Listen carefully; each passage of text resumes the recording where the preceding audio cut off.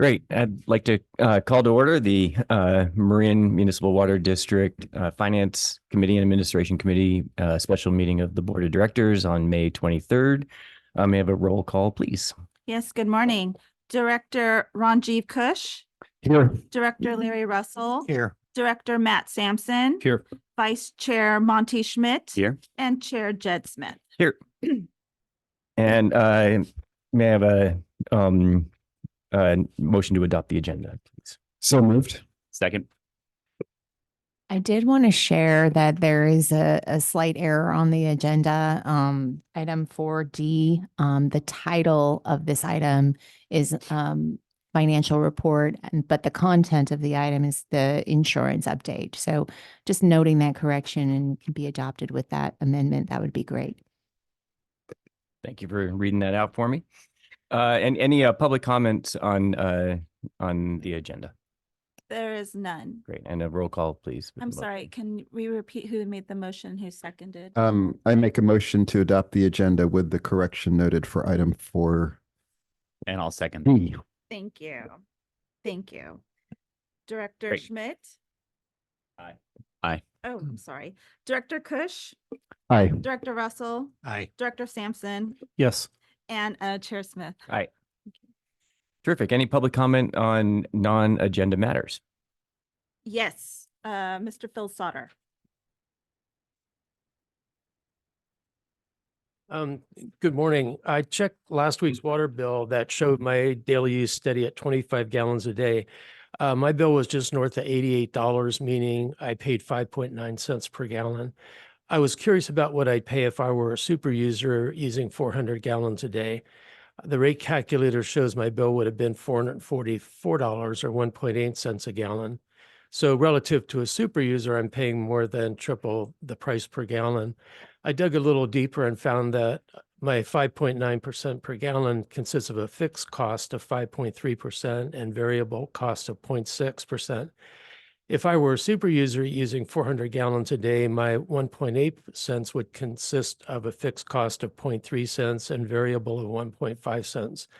I wasn't surprised that a super user would pay a higher variable cost per gallon, as that's what recent rate adjustments were meant to do. What was surprising, though, is that a super user pays exactly the same fixed cost that I do. We both pay $80 in fixed cost every 2 months. $48 of that is for a service charge, and that makes sense because we both have the same pipes running up to our house. But the other $32 of fixed cost is for capital maintenance fee, and that's where I didn't follow the logic. As the board considers water supply options, some costing in the hundreds of millions of dollars in capital expense, I know that they're not doing it for me or for the majority of customers who show up as blue dots and light blue dots on the user heat map. Yet we all pay the very same capital maintenance fee as do the super users who irrigate their landscapes with potable water. These super users rely on the rest of us to subsidize their extensive use of potable water on water-thirsty landscapes. If they had to pay the full capital cost of finding their landscape water, they would likely cut back substantially. And of course, it's not only a financial subsidy that can create problems for the majority of district customers. Water sources such as desal and treated brackish water will require higher levels of treatment and ongoing expenses beyond the high initial capital cost. Large conveyance projects add to a complex infrastructure that's already difficult and expensive to maintain. And water sources outside our own watershed can bring PFAS into a pristine water supply that's currently free of them. And reservoir enlargement requires flooding homes and businesses, as well as habitat for other species, and risks bringing us into contact with the State Water Board. I'm continuing to hope that we can get data on super users that will let us assign costs more accurately and target conservation efforts to have the greatest impact. Thank you. Thank you. There are no further speakers. Great. All right, now we'll move on to the regular items on our agenda, and we are 15 minutes ahead of time, so keep it up, group. We're doing great. So item 4A, the minutes of the Finance Administration Committee meeting from April 25th. May I have a motion to approve? So moved. And a second. Second. Great. Any public comments on the minutes? There are none. And a roll call, please. Director Kush, Aye. Director Russell, Aye. Director Sampson. I wasn't in attendance, so I'll abstain. Okay, Vice Chair Schmidt Aye. and Chair Smith. Aye. Great. So for B, monthly financial update, please, Brett.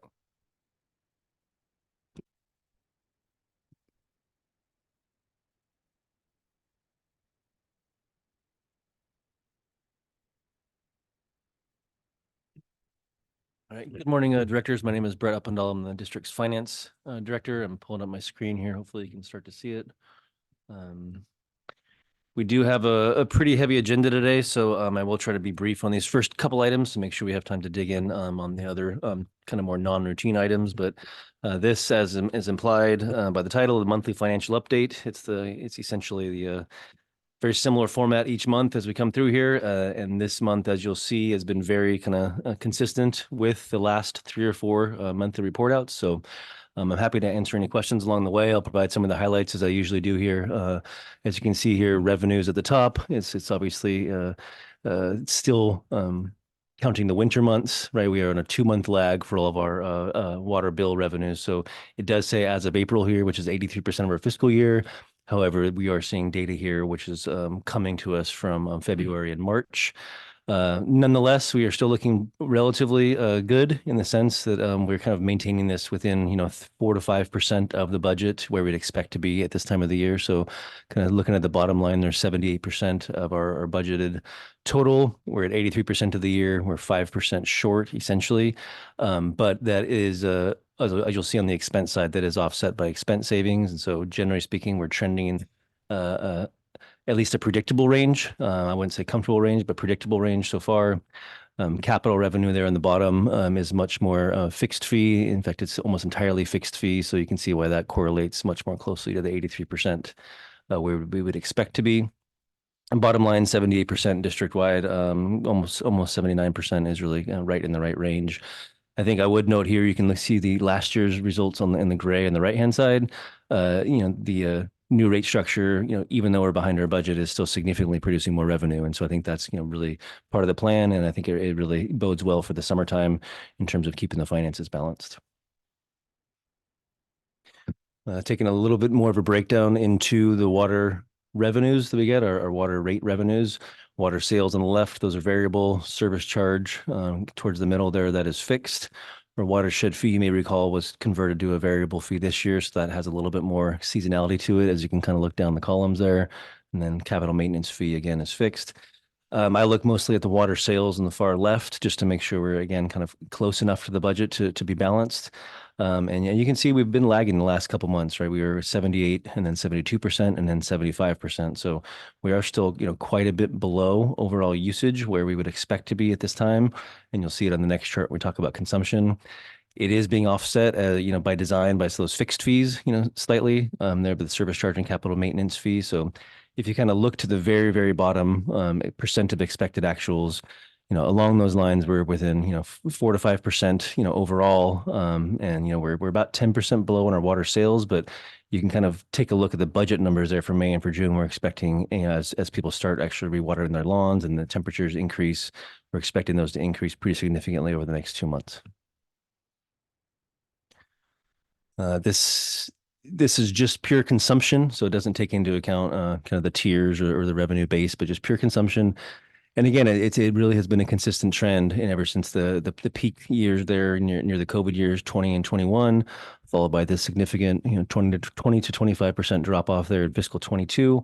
And we've seen a pretty steady increase each and every year, month by month for the last 3 years. So we're trending back, 2 to 3% growth each year since that low. And again, we're well below our long-term average, but I think we're within the range of where we projected to be in terms of overall consumption, and it's consistent with the rate model that the board has approved. So again, this is expected, and it's almost more consistent than I would have expected. You make your plan and you expect things to have a little bit of variation, but this is really kind of following month by month the previous month's trends in a pretty predictable manner. Expense side, the other side of the ledger. Again, I noted earlier that we are, saving more in terms of percent to the budget to offset some of those revenues. And that's not necessarily by design. It's just as we're ramping up programs as part of our 2-year budget, we're rehiring little by little. We do still have turnover. So, you can see personnel services, which is our salaries there. We're at just under 75% of our budget. That's, almost 10% below the fiscal year kind of linear trend. We know that we ramp up a little bit in the summer. We have more overtime. We have more summer and kind of temporary workers. So that number will kind of boost up as we really kind of get into our summer projects. And we are working to try to fill all of our vacant positions. So this will be more of a one-time savings in my mind this year. We'll be able to, have that offset some of our revenue shortfalls. But I do expect next year these numbers to be much more in line with the linear kind of trend there. Same with maintenance operations. And I would note here, this does not show encumbrances on this one. Encumbrances meaning contracts that we have out for or work that has not quite been billed or not been paid for yet. And so we're at 64% on maintenance operations, but that number will increase significantly over the next 2 months as we get all of our invoices in. And if you look at the encumbered services that we have our contracts for over the summer, once we do more paving contracts, more construction and get more work done, those bills will come in. And so that'll increase quickly towards the back half of this year, or the back 2 or 3 months. And I would remind the board also that, we close our fiscal year June 30th, but we're still processing invoices up, through mid and late July. So this number will continue to accelerate as we process those and accrue them backwards. The rest of it there is, again, pretty predictable financing costs. We allocate that out, amortize it each month. So we do pay twice a year on our financing in terms of our debt service, but for budget and tracking purposes, we allocate that, evenly over the fiscal year. So we're right where we'd expect to be.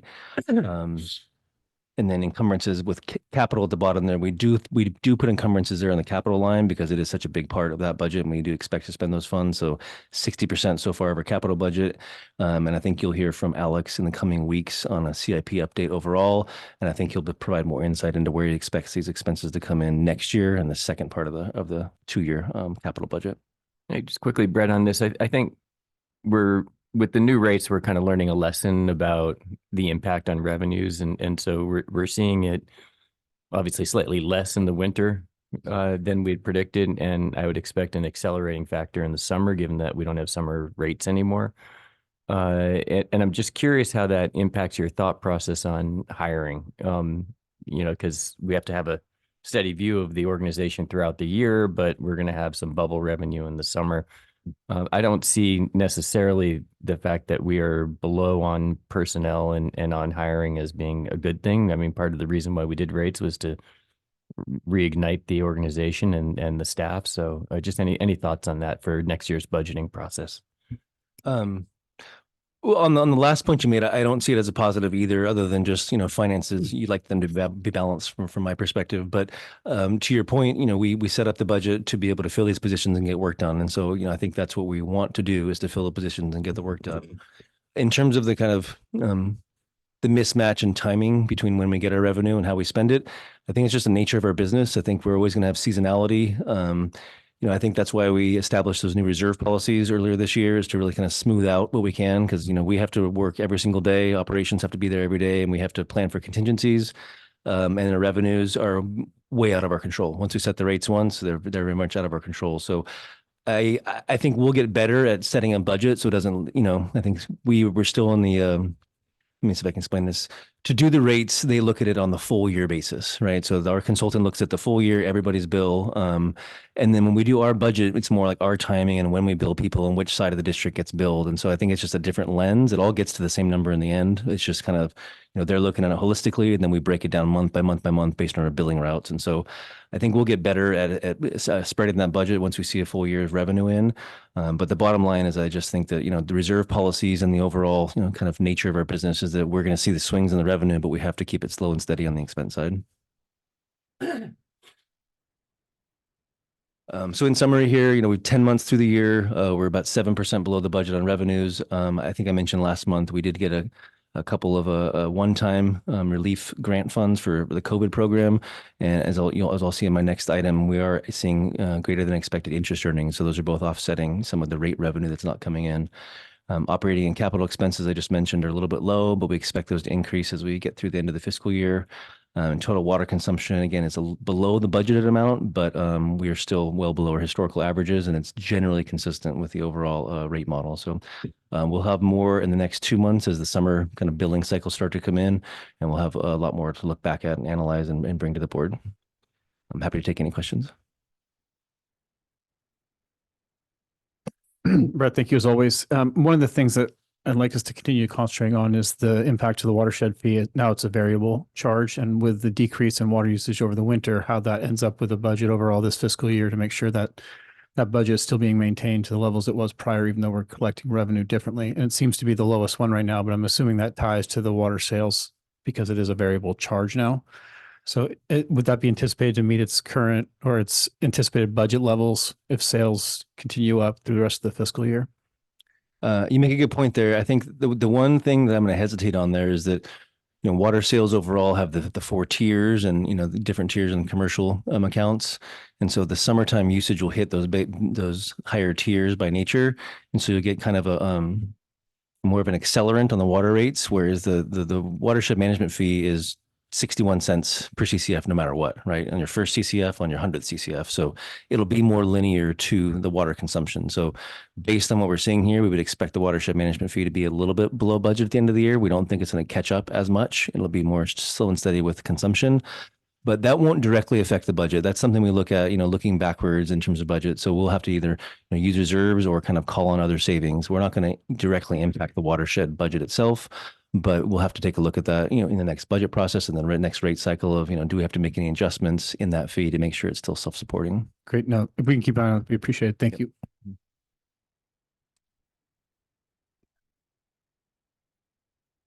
There we go.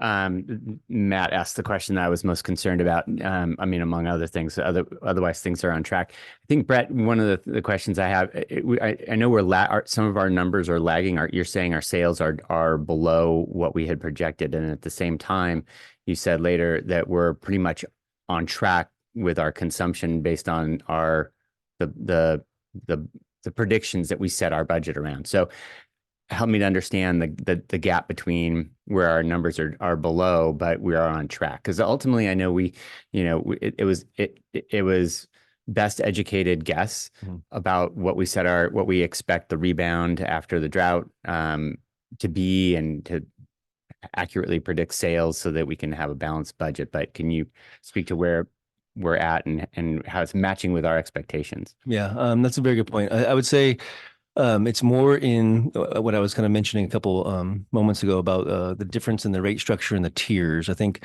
consumption wise, we're in a pretty tight range, and we're thinking that's, consistent with, overall CCFs through the year. It's just that in the wintertime versus the summertime, I think our budget maybe needs to be lower in the winter and higher in the summer, because the effect of the new tiers, I think, really will have a bigger difference in the summer. And so consumption to me, we're talking about within 3 or 4%, and then the rates are, 7 or 8% below. So I just think there was more of an impact and kind of, slower in the winter, and then it'll get accelerated due to the tiers in the summertime, if that makes any sense. Okay. So that's what I'm expecting to see. Okay. Thank you. Yeah. Yeah, thanks, Brett. I'm going to repeat an item that we discussed last month in the FAC call, which is just the slow rate of spending on capital maintenance, and we talked about some of the reasons for that. Equipment delays, the lumpy nature of capital improvement projects. But and I know you said that Alex will come provide more detail on this, but in the back of my mind, I still wonder did we over this 2-year budget cycle over budget for capital movement beyond our capacities, and our capacities also being affected by maybe the slow progress in filling personnel positions. I don't know that, but those are just items that would be good to get more analysis on, possibly when Alex makes his presentation. Right. And that presentation is actually being developed as we speak, and it will bring the board up to speed on where we are in terms of the CIP and the capital budget this past year and this coming year, and what the expectations are, as well as a look at resourcing the engineering group, the capital delivery program, and bringing some proposals to the board on how to do that to ensure as the program ramps up over the next few years, we do have the capacity to meet our obligations, our commitments. Thanks, Ben. I mean, it's such a challenging effort to make up for, as we've noted many times, decades of underinvestment or needs. So just understanding how we're coping with that would be great. So thank you, Ben. I would just add one thing to that too, in that, the 2-year budget is there by design where, over the 2 years we expect there to get there. And so we have time. And I would also say that, in my prior experience, sometimes you use the word over budget. And so it's not necessarily over budget. It's just hard to time it out right. So if we get it done 2 years, maybe even 3 years down the road, we still get the work done, right? It gets done eventually, and we hold it in reserve. We don't just stop the project after 2 years, right? It adds to the list and maybe gets completed 3 years or 4 years down the road, but it's still that money that we raised got spent on the project eventually. So it's not like an over budget. It's just a timing mismatch in my mind. Good points. Thank you. I'm a little confused. It looks to me like we have a 4% negative that's in the consumption side, but you're proposing not to adjust the budget for next year for that 4%. Why is that? Well, so I will come back next month and provide more of a budget update. What I would say to you is that I want to see the summer months first. I want to kind of wait to see how the full fiscal year ends before I say we need to change anything.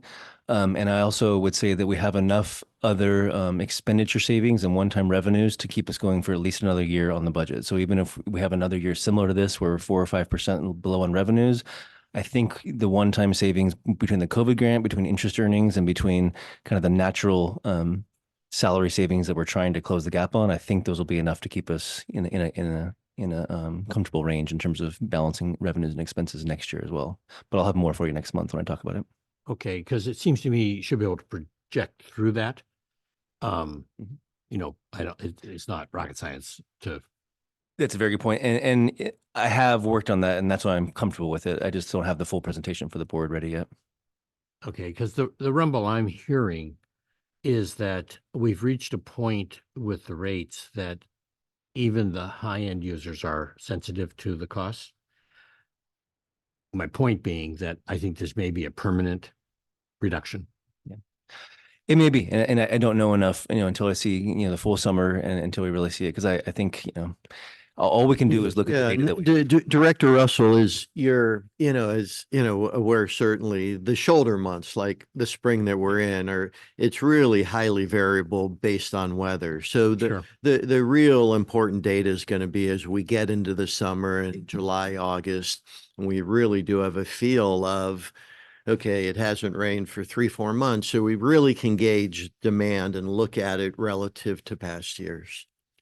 Because the reason I'm curious about this is, in part, North Marin is going through exactly the same thing. And I find that kind of interesting, that they're caught in, they have a problem with the bond, as I recall seeing the article, that they can't, I guess they can pay for it, but they're not, the cash flow is not paying for it or something like that. And it's a result of lower consumption.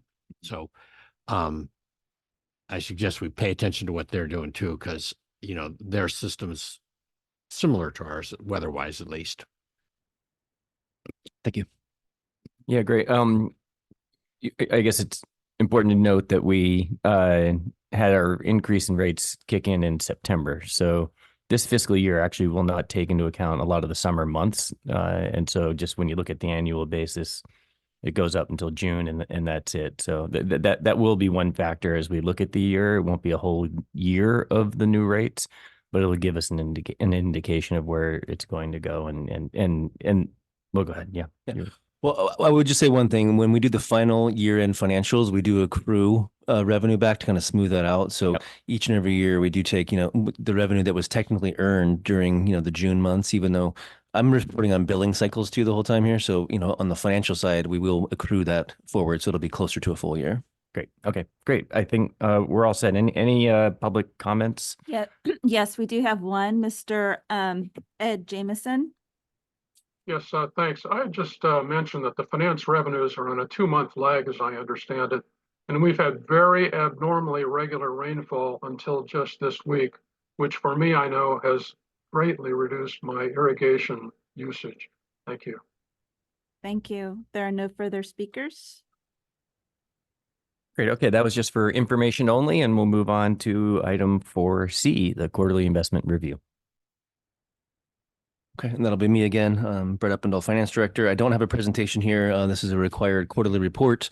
This report, the staff report, as you see in front of you, covers our investment revenue as of the end of March 31st, 2024, which is 3/4 of our fiscal year.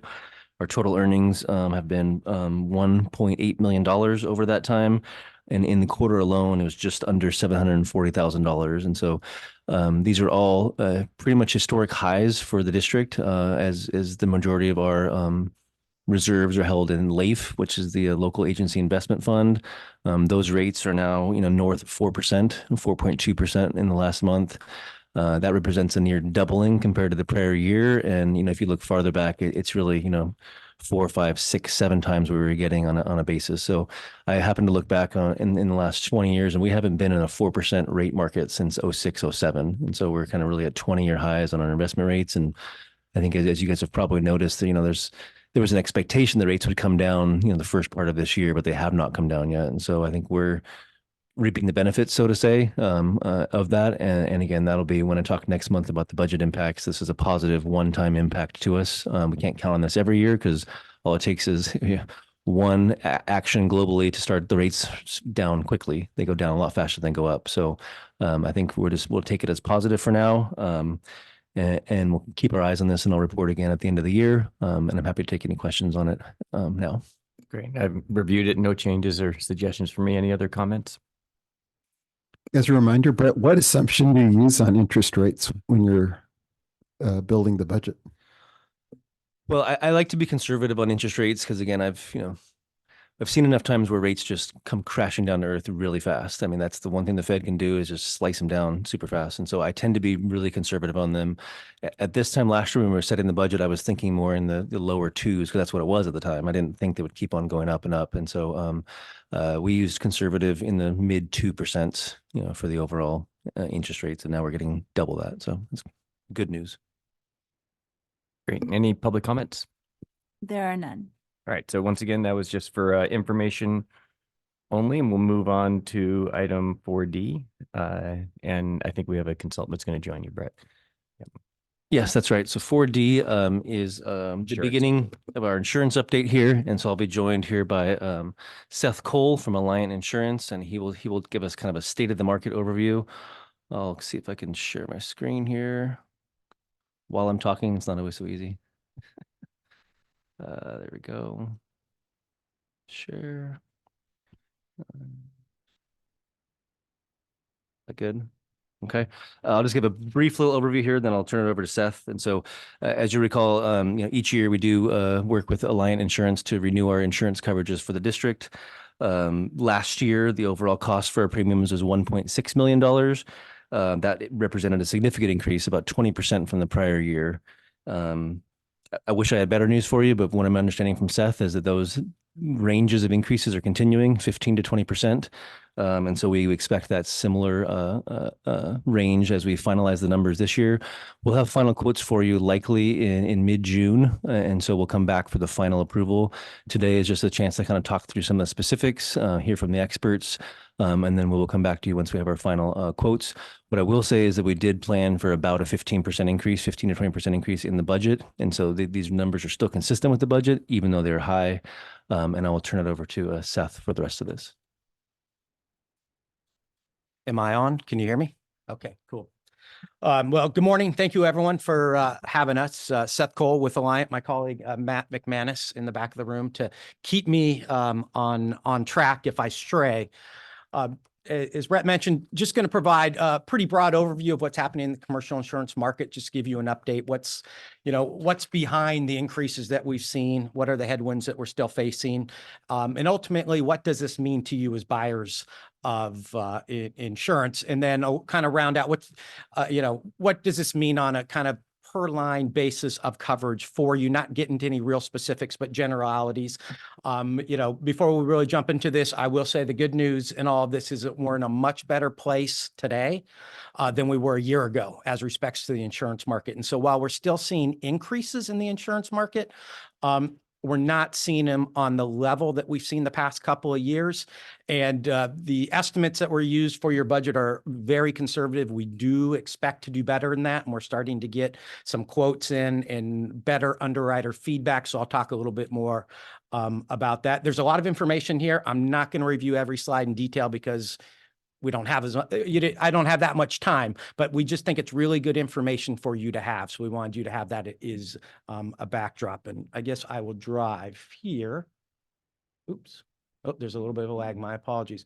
Okay, so I'm just going to jump right into the first slide here. So when we think about the insurance market, big picture, what's impacting the insurance market overall? And there's a lot of different factors impacting the insurance market at this point. And this we'll get into detail on some of these, but these are all the various things that are having an impact: aging infrastructure, climate change, inflation, right? Things, if you break something, it just costs more to fix it, right? So that's driving up costs of insurance. Social inflation, we'll talk a little bit about that. There's this notion out there right now that if you've wronged someone, you have to pay for it, and you have to pay dearly for it. And that's driving up insurance costs. Unfortunately, cyber is still a major issue, particularly with the industry that you're in. There's a lot of focus on cyber-related issues as respect to water utilities, as you know. So all these things combined impact and shape the insurance market today and going forward. Let's see here. It's not wanting to go forward. There we go. Apologize. So there's a couple of metrics that we look at, three specifically that we'll talk about now that really help us gauge the financial health of the insurance market. And the first is policyholder surplus. And what is that? Policyholder surplus is essentially how much money do insurance companies have to pay claims at the end of the day? What is in their bank accounts? And you can see it's steadily increased over the years, and that's what we want to see. We want to make sure that the insurance industry has enough capital, enough money to pay for claims. This is important for a couple of facts. One is that if it's well capitalized, ultimately that will help with insurance rates in the long term, right? So that's a positive. Also, it helps them meet regulatory requirements. Insurance companies are required to have a certain level of surplus as a ratio of how much premium they write. The regulators want to know they have enough money in the bank to pay for claims. So we need this to be a big number. We're not quite at historic high levels.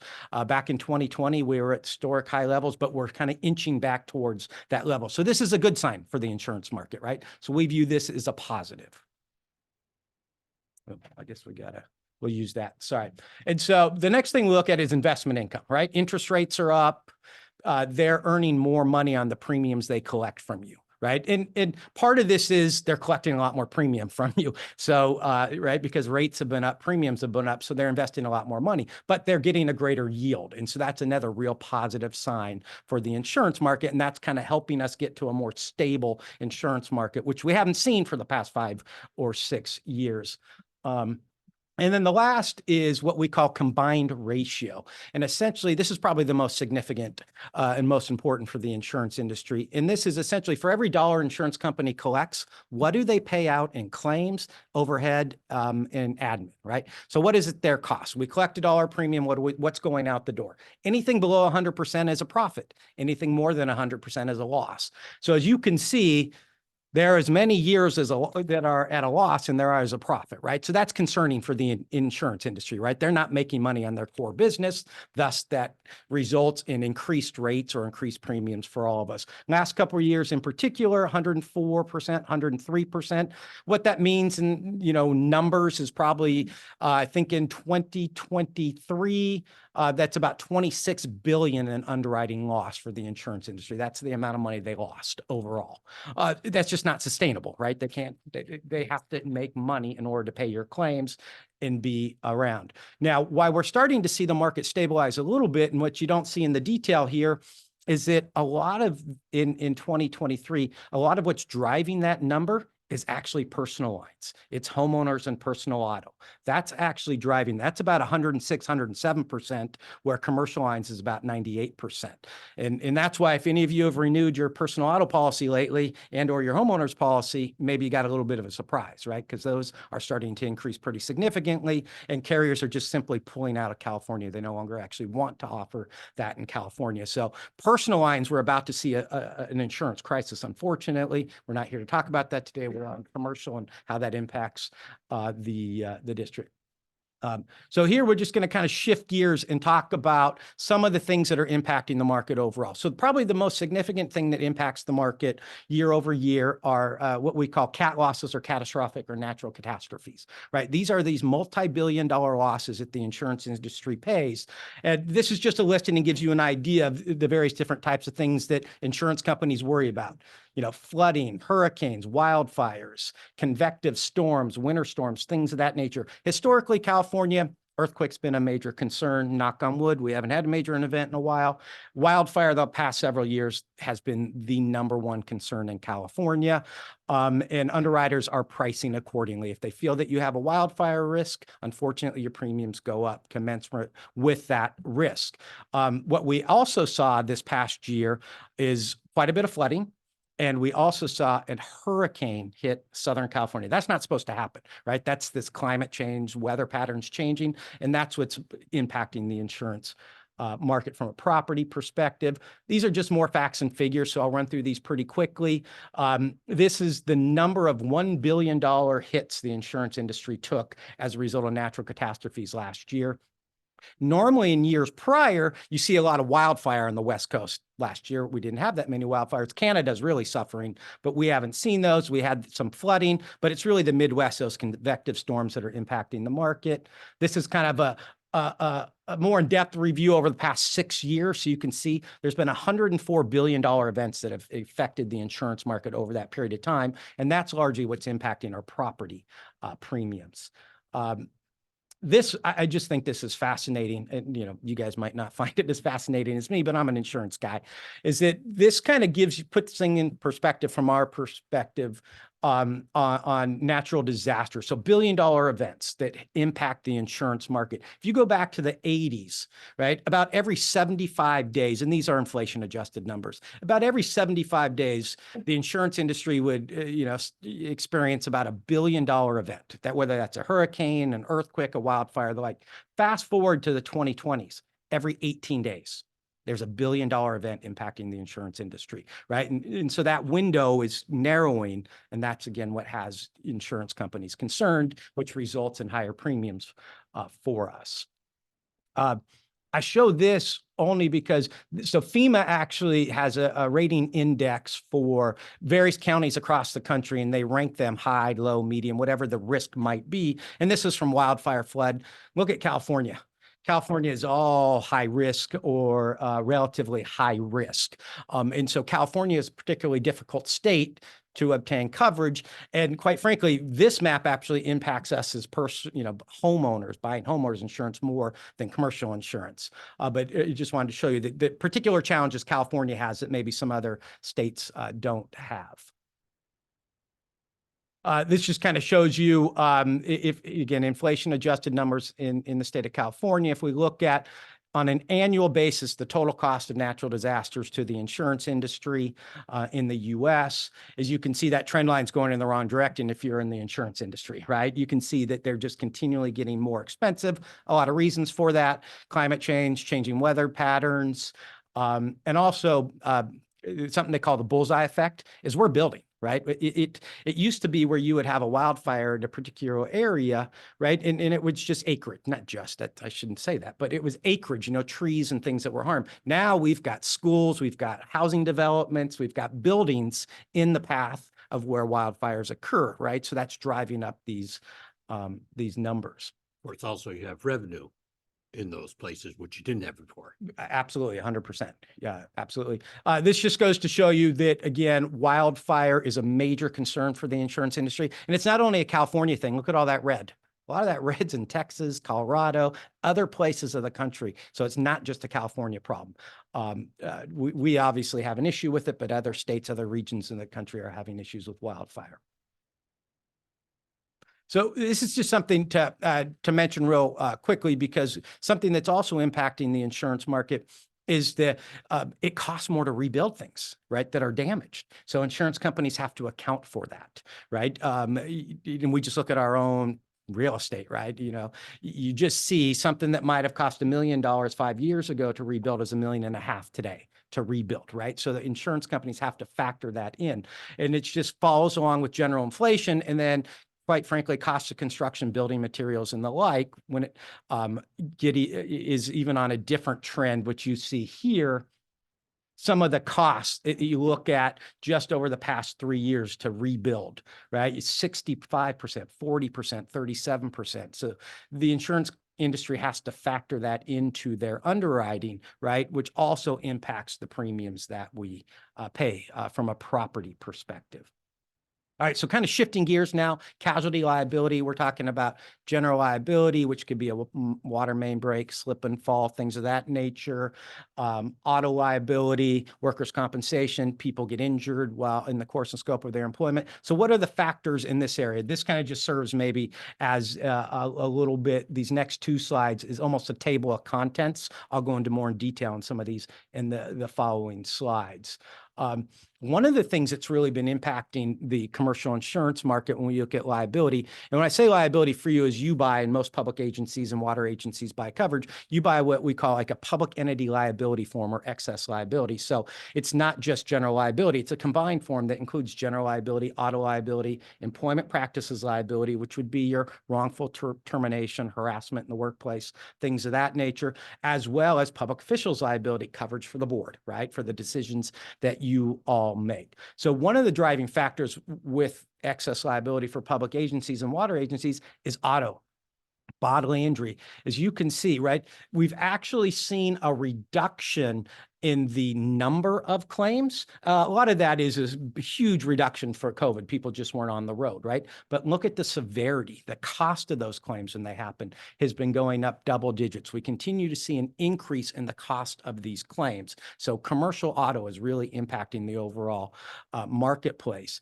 And then when we look at from just that was bodily injury. So if someone gets injured, here's like if you got to replace a car, right? There's a fender bender. The average cost over the last year for the increase to repair or replace a car, 23%.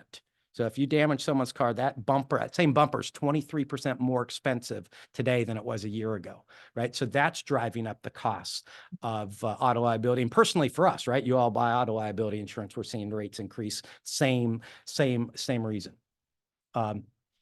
This is probably the biggest thing that we're seeing is that all things being equal for the liability insurance market, and this is insurance carrier industry data. These are actual numbers that they're paying, that year over year, over the past decade, they've seen on average, an 11% increase in the cost of settling claims. So year over year, they are seeing, so they're trying to pass that cost on to us, the buyers, right? Sorry, Seth, is this still, are we on auto or is this across This is all, this is all, sorry, good question. My apologies. This is all liability claims combined. You're seeing this increase, right? And so that's been a starting place. And insurance carriers are saying, okay, we know we want 10 to 15% more because we figure we're going to have to pay 10 to 15% more if a claim comes in. Social inflation, luckily for you all as a water agency, water utility, you don't see this. It doesn't impact you as much as like some of our city and county clients who have police officers, right? Because that makes the news and, someone has to be punished for something that happened. And so we see these 20, 30, 40, $50 million jury verdicts on a more regular basis. For you all, we don't see that, but we do see water main breaks that are now several $1 million to settle. So those are getting a lot more expensive. And that's due to all these various different factors. We call it social inflation. One of the biggest driving factors is what we call litigation financing. I don't know if you guys have heard of that or familiar with that. That's private money backing law firms to go out after cases. So they'll say, oh, that looks like a good case. We'll fund your, litigation in turn for 30% of the settlement. And it's unregulated. It's a major problem. State of California is looking into it on a federal basis. They're looking into it to try to rein that in. And if you have seen, it's insurance companies actually track this, which is amazing. I sat in a meeting with the liability carrier the other day. They actually track dollars spent by the plaintiff's bar and plaintiff's attorneys. And last year it was over $3 billion in advertising. They spent TV ads, billboards, things of that nature. So pretty significant money being put into going after these lawsuits. And that's having an impact on the liability insurance marketplace. This is a real thing, judicial hellholes. You wouldn't think it is, but it's a thing where they actually track the most unfavorable jurisdictions to bring a case to a jury trial, right? And so these are the places you don't want to be in front of a jury. California is actually number 3. We had been number 1 for many, many years. We're number 3, but still, that's also underwriters factor this in when they're looking at when they're underwriting you, right? Okay, if it's California, if they have a case that goes to a jury, what might happen? So they factor that in. Talk just a minute about cyber liability. This market actually has pretty well stabilized, even though ransomware is at an all-time high. And particularly in the industry that you're in, there's been a lot of focus on, attacks on public water systems. And the federal government has put out some guidelines and things that you have to do to secure your network, right? So there's a lot of focus on it. So there's a lot more scrutiny when underwriting a water utility than maybe some types of other organizations. But this market is pretty well stabilized for the time being. This just gives you an idea. This is just industry data. This is kind of a view on cyber resilience. Unfortunately, the public sector, which you guys would fall in, you don't fall. The energy and utilities is actually like a PG&E or a Sempra. Public utilities don't fall into that basket. But as you can see, there's a favorable outlook in the market on resilience for public agencies, and that does impact the underwriting. Okay, so what does all this mean for you? Right? Your insurance renewals are coming up. We'll look at some of the major lines of coverage that really impact your budget and the insurance budget. The first is excess liability. We talked a little bit about this. Again, underwriters are reporting 10 to 15% year-over-year loss cost increases. They're trying to pass this on to you. So that's usually the starting point for negotiation with carriers. And then depending on your risk profile, depending on your losses and a lot of other factors, we negotiate that up or down. I know in the budget, we used a pretty conservative increase of about 20%. We will do better than that. We expect to do better than that. I just had a conversation with the underwriter this morning on your lead layer. We will do better than that. So the costs will come down. But that's generally what we're seeing there. We're also seeing some newer exclusions introduced over the past couple of years. PFAS is something that no one wants to touch right now. So all the insurance carriers have been excluding that across the board. Something called biometric identifiers now is something that they don't want to get involved with. That's like facial scans, fingerprinting, things of that nature. There was a historic lawsuit, if you saw it, in Illinois, where an employer was using that information without its employees' permission. And it set the groundwork for a lot of changes, regulatory changes around this, and the insurance industry is reacting as well. Shifting gears to property. This actually has really stabilized despite all the natural catastrophes that we're seeing, despite the wildfire risks that we're seeing. The market is starting to stabilize. It's well capitalized right now, the property market. Premiums that are a pretty high level. You've been paying pretty significantly increased premiums the past couple of years. So we're starting to see things stabilize. Two things that impact that is the rate for the renewal. I think we're using 10% in the latest estimates. That's high purposely. We don't want to come back and ask for more. We think it's going to be more around 5% or less on a rate basis. So that's good news. considering the last couple of years were 20, 30, 40% increases. The other factor is your insured values, your total insured values, your assets. They're up about 6%. So that means to replace, rebuild is about 6% more this year than a year ago. So that all factors into the overall numbers. But again, the budget number that is being utilized for now, that number is going to come down when we get the actual quotes. So things are looking up from that perspective. Talked about cyber a little bit, so I won't get back into this. Cyber's pretty stabilized. We're seeing nominal increases depending on your security controls, MFA and multi-factor authentication and other things like that. That will impact your overall renewal, but this market's pretty stable. And I know I'm going fast, but I know you have a big agenda, so stop me if you have questions. And then lastly, just want to talk a little bit about workers' compensation. This is one of the most stable lines of coverage. And we actually do have your renewal quote in on that, and it's actually at a flat rate, but your payroll is up, and that's the rating basis. So your premium will be up commensurate with the increase in payroll, but a flat rate's a good outcome. So we're not seeing a rate increase on that. There are some headwinds, some things that the underwriters are concerned about that could change the dynamic of the workers' compensation market going forward. Some of these, some of these kind of presumptions in PTSD, don't necessarily impact your organization as much as they might be for first responders and the like, but that is impacting some. There's things, mental health exposures that impacts everyone. And so, how does that, relate to keep going? All right. So wrapping up, there are some headwinds in the workers' compensation space, but the good news is that for you all, we have a good renewal on the workers' comp. And that's it. Comments? How sensitive is it to the SIR? Should we consider raising it? Yeah, so self-insured retention, and I think for those of you who aren't familiar with that terminology, that's the portion of a risk that you retain. So if you do have a loss, you retain a portion of the risk, and then the insurance carrier takes the rest of the risk. Currently on property, you have $1 million self-insured retention. Probably not a lot of bang for your buck to increase that on property. Excess liability, you also have $1 million retention. That's something we do look at every year to see if it makes sense to go up to $1.5 million or $2 million. What we're generally seeing is 10 to 15% premium breaks to do that. So then you just kind of have to weigh, you want to put a reserve aside in case you do have those claims. So you have to kind of weigh the cost benefit of that. But yeah, that's analysis we'll go through with Brett and Shelley and their team. Yeah, how much insurance you want to carry yourself. Correct. That's what it boils down to. Seth, great overview.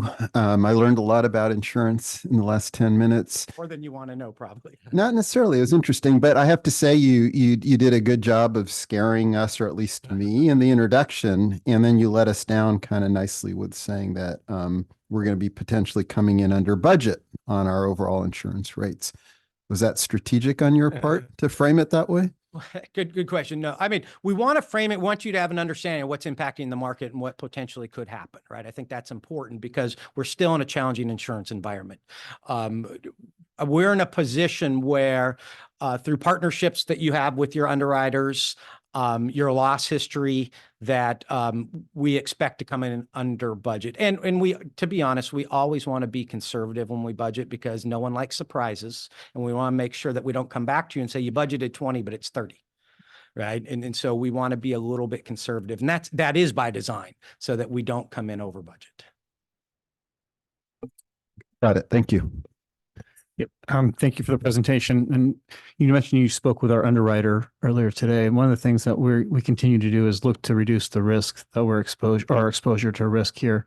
But how can we continue to show our mitigations or risk reduction efforts to your shop so that we can actually see meaningful, progress in that arena? And is there anything that we should be doing that we're not doing now to help with that same effort? Partly, when we look to reduce risk, we do it, to be able to preserve our mission, operations, et cetera. But at the same time, it does have a direct correlation with what we're buying from you. And so if we could align those, that'd be very helpful. Yeah, and I think you guys are doing a lot of the right things. I mean, the team, Brett and Shelley and others share with us all the things that you're doing to mitigate risk through your risk control, loss control programs, capital expenditures, and things of that nature. So that information is shared with us. We do share that with the underwriters and make sure they're aware of it because quite frankly, not everyone's doing that. And we want to make sure that you stand out. When they're looking at your risk profile, we want to show all the positives and why you're a better risk than everyone else so that you get more favorable rates. The two big areas that I think as we go into the future is just around cyber resiliency. That's a really big area. And that's an area that there's going to be an expectation, especially for a water utility, that you're focusing a lot of energy and that we can show them that you're doing that. And then also around wildfire, where you have wildfire risk, are you hardening those locations in your facilities? What are you doing to mitigate wildfire risk? Right. And I know you guys are doing Talking things about to our facilities or to the public? to your facilities. Yes. Yeah, and ours are kind of all concrete, so it's not. Absolutely. Concrete and steel, and it doesn't seem to burn as much, right? You do have a lot of electrical components and different things at a treatment plant that will burn depending on how we learn this up in Paradise, depending on how hot the fire gets, stuff melts, right? You get even PVC piping underground was melting because of the heat above ground, right? And there were steel components at the treatment plant that were compromised because of the high heat. So you're absolutely right, but there's still an expectation that you're doing everything you can to harden those facilities and be more wildfire resilient. And I think to strengthen our efforts, if you're able to help us understand better from what your perspective the risk is, when we talk about hardening stuff, what does that mean to you or your organization as an underwriter? So then we can take those same practices and apply them to our operations would be very helpful. Yeah, absolutely. And the underwriters have gone out and inspected your facilities and provided recommendations, and your team is on it. And we'll continue to share that information. Thank you. Got nothing to add. Okay. I'd love for the next presentation if maybe you flipped the industry review and the Marin Water specific review. I think we could triple down, quadruple down on our risks, our issues, what you're seeing that we're doing well, how we can do better, where the risks are, and how those are shifting. So I think we kind of brush through that, but that's what I am most interested in. And we've talked about risk on a high level in this room for a while. So that's kind of what I was hoping to see today. On the overall review of the industry, I thought it was interesting. It's also, you left out the fact that Alliant and the industry is having record revenues and record profits right now. So it seems like you guys are handling the risks that you articulated quite well. Yeah. And just for everyone's benefit, we're an insurance brokerage firm. We're not an Yep. insurance carrier, so we don't take the risk. So well noted. Yeah. A lot of industries are doing very well financially right now. And some insurance brokerage firms are doing better than others. Oh, good. Any public comment? There are none. Great. All right. Well, that was just information only. Sorry about that. That was Thank you just very much. information only. Thank you very much for the presentation. And now we'll move on to our water efficiency and cost analysis relative to water supply planning, item 4E. I'll just a few brief comments as Brett pulls us up in that this presentation that Brett's going to provide is a follow-up to the water efficiency workshop of a few weeks ago, where there was a board request to understand and have staff look at water efficiency, water conservation initiatives in the program in an apples to apples way compared to other water supply kind of roadmap projects or initiatives. And you'll see this in the differences in the way we had been calculating it and this different way of apples to apples look is significant in terms of the dollar per acre feet. So we really spent quite a bit of time trying to understand it. And generally, my personal conclusion in understanding at least is the methodology we had been doing, which was the $1,800 figure that we shared as part of the workshop, is a traditional methodology for water conservation that is generally, when you're looking at different water conservation activities, to understand what's more cost effective, this incentive program or this incentive program, for example. This new methodology is looking at the water conservation activities as compared to, for example, desalination or storage. So it's a very different lens that we're looking at the dollar per acre feet for conservation. And neither's, in my view, incorrect. I think they're both accurate. And perhaps a way to think about it is just looking at it from a different perspective. But we'll get into that more as Brett gets into his presentation. All right, thank you, Ben. As Ben mentioned, we were asked to kind of follow up and take a little bit of a deep dive in kind of the district's perspective, or at least my perspective from a finance point of view, on how we can start to really help the board and help the community understand, more apples to apples, comparing projects kind of in one way, because they are such different projects. I think the second bullet here, you kind of start to talk about that as Ben did, desal projects, recycled water, conveyance, storage, conservation, all, are in the portfolio. Each have a different mix of design, engineering, operational costs, lifespans, and then yield. So we've been kind of hovering around that for the last, couple of years here, but in my office the last couple of weeks, how do we get this on an apples to apples basis? One of the key pieces here is that the cumulative ongoing program costs are pulled into this, because for the district to fund any of the final solutions, I mean, we have conservation now, so that's, it's an easier thing to look at, and we know how much it costs us each year. So is the cumulative program costs that it takes to get to the point where we actually have the water. And so that's a key piece of this as well. And then the final bullet here, and I'll break a lot of this down as we go through, but the final bullet on this overview here is when we're looking at the water, the yield, what we actually have, and then how we can attribute that to what we've saved through demand reduction. We want to look at the yield when we need it. So the years where there's a drought, the years where we actually will draw upon that water that we've been saving. And so we really are kind of looking at this in kind of a total cost model, and trying to really kind of set that framework for all the projects we'll look at going forward. Okay, and so the first starting place was, as Ben mentioned, we've been working with the Alliance for Water Efficiency, and we've used their water conservation or water efficiency conservation tracking tool. That was really kind of this national model, industry best standard practice for how do you look at individual programs, and it's really the underpinnings of the water efficiency master plan that the board is considering right now, and it really is helping guide Carrie and her team to know where we can spend our efforts and our money the best, and so. That tool itself really is specifically designed, as Ben mentioned, is to compare different programs against each other in kind of a like for like manner within the conservation kind of framework. And so we took that, we looked at the tool, we analyzed it, and as you've been hearing, over the lifespan of the 40 years that we've talked about for our water efficiency master plan, when they kind of average that all out and they bring it back based on the amount of water that's saving, that tool and that model in the water efficiency master plan comes up with a number of $1,830 per acre foot. And so that, to me, as I looked at it, and I'll explain more in a minute, that's kind of more this, all the water we've saved and the marginal costs for each program. And so that's one way of looking at it.